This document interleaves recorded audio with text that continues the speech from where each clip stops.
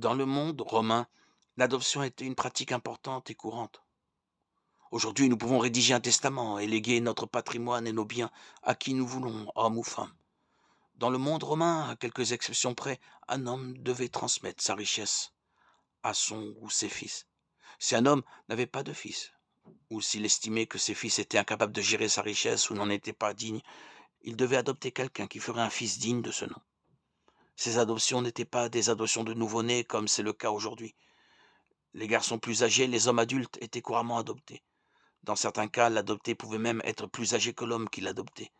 Lorsque l'adoption était légalement approuvée, l'adopté voyait toutes ses dettes annulées et recevait un nouveau nom.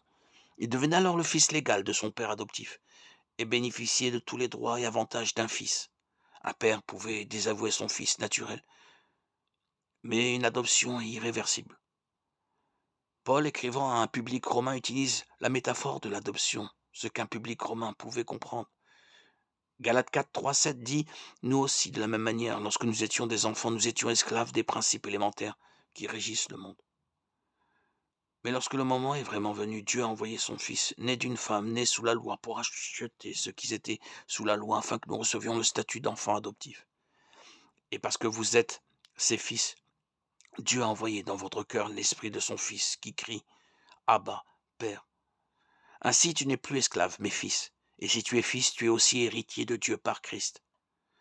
Dans ce passage, les chrétiens naissent esclaves, mais Jésus les rachète de l'esclavage et ils sont adoptés par le Père et reçoivent l'Esprit devenant héritiers. Lorsque nous venons à la foi en Christ, nos dettes sont annulées, nous recevons un nom nouveau et nous avons tous les droits que possèdent les héritiers de Dieu.